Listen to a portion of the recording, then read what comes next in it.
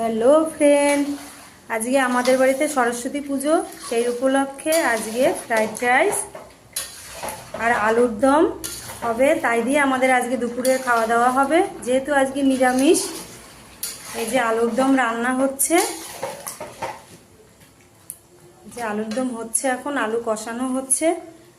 আর এই যে ফ্রাইড রাইসের সব কিছু রেডি, যে মশলা ভেজে রেখেছি, এই যে মটরশুঁটি, চাল ভিজানো রয়েছে,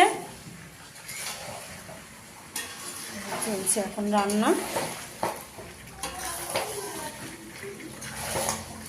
আমার যা রান্না করছে,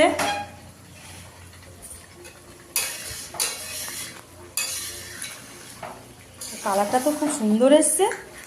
হ্যাঁ, এখনই তো খেতে ইচ্ছে করছে।